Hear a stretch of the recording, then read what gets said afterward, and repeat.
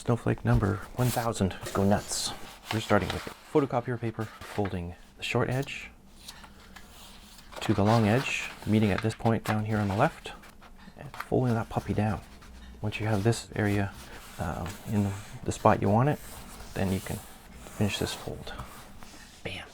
Once you finish this fold, you can cut off this excess piece. Whoa. Now you have a square that you folded diagonally, and you turn it long edge towards you.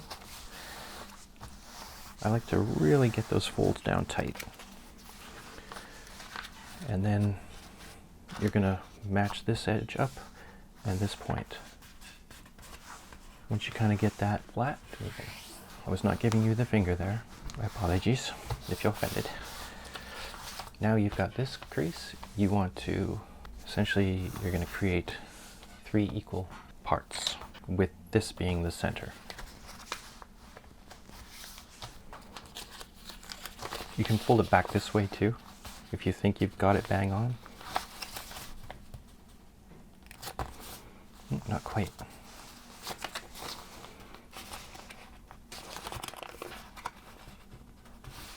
It looks like I'm doing a lot of folding, but I'm just kind of working it back and forth to try to get these two, this edge, all in alignment. So this fold aligned with that fold, and this fold aligned with that fold.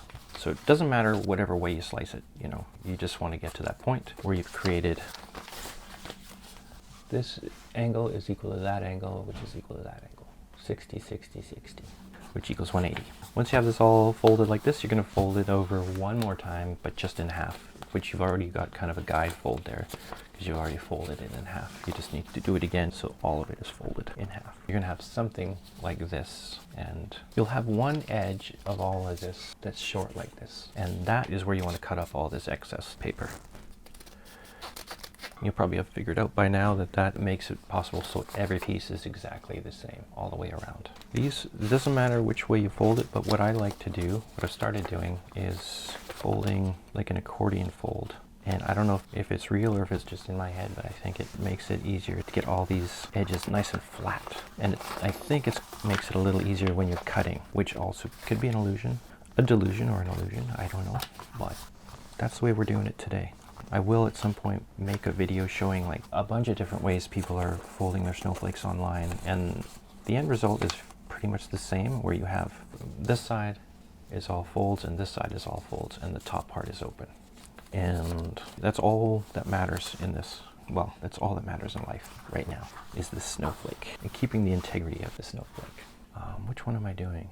I've got a whole bunch of designs here I'm just kind of working on that I drew. Last night I kind of went crazy drawing designs, so which one should I do? Just kidding, I'm going to do, actually I was only looking at these highlighted yellow ones, but I also did these other ones, so I've got a lot of designs I can do from what I did last night. I'm going to go for this one. I just think that's cool. I like these sort of swooping wave type shapes. I'm going to use this as a bit of a guide to remember the essence of this design. And yeah, I'm going to go over it lightly in pencil. Wait, what's going on there? Oh, I see.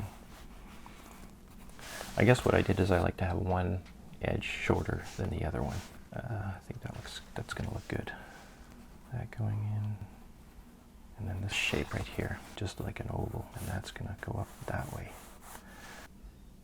I guess I saw a bit of a curve there. Yeah, that's very cool. I think what you'll find is you'll find your style. Like if you do enough of these, you're gonna find what you really like, you know. It's okay to fix this as you go. I think this might end up being my favorite so far. I think I'll just leave this curve as is. I'm a little heavy-handed with my pencil, and that's okay. Let's see where we're at. Got that, and you're going to cut off all this area up here and here. Can you see that? I offer you this snowflake. Please take my snowflake. Okay. Let's start cutting. I'm gonna zoom in a bit here. Now you can see it. Now you know what I'm talking about. Well, now you can see it. I don't know if you know what I'm talking about because I'm just rambling. as I tend to do, I'm going to start on this side because I think that is how I will best cut this shape. Ooh. I'm just going to cut that off, make it a little easier to work with here. And then I'm going to cut this piece off.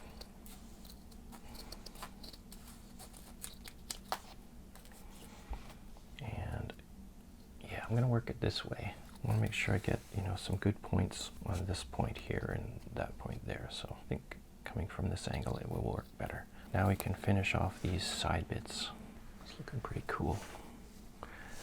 Or not quite. Not quite. But quite all right.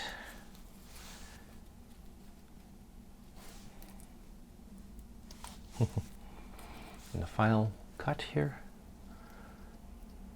director's cut, as it was intended to be cut or edited. The director's, I guess that's what they're saying, is the cut is the edit.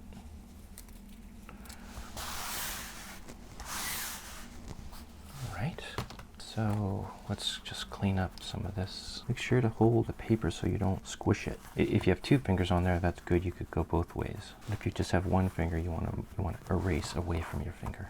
But yeah, see how weak that is? You want to make sure you've got a good hold on that paper and be a little light with this stuff here. I would just recommend you not being so heavy with your drawing. I just wanted you to be able to see the demo. Ooh, that's like a scary face right there going on. This part right here. These are the lips, or the mouth. Those are the eyes. And I don't know what that is. This is like a crown this creature's wearing. And there's going to be more of them. Careful when you're opening your snowflakes that you don't tear anything.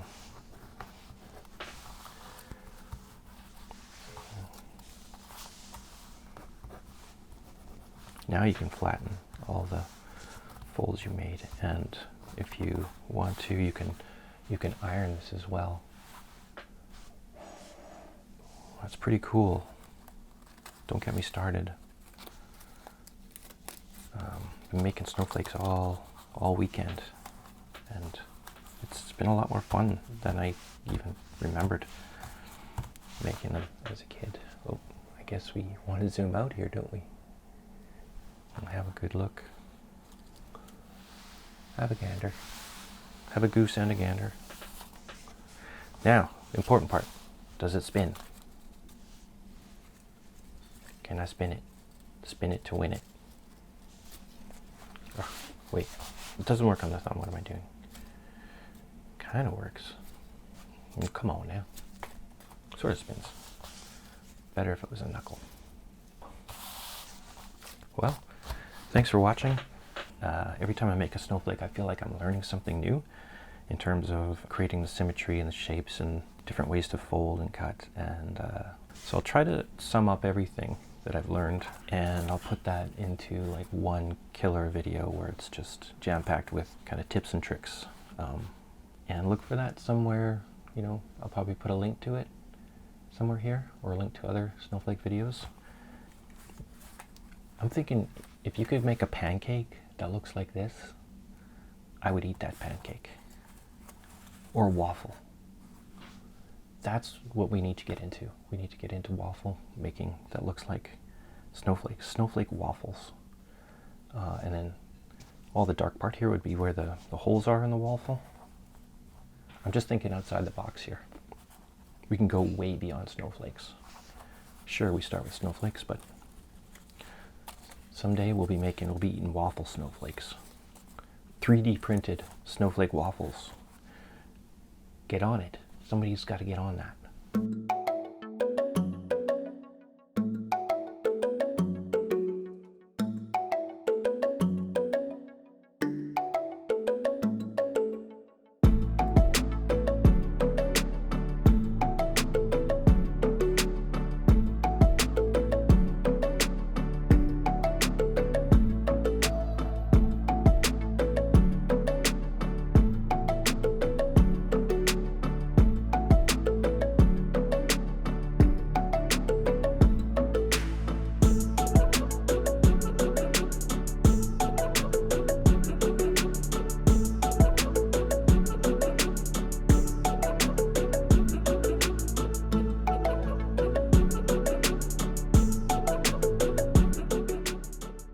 the reveal for me is just so fun. It's magical.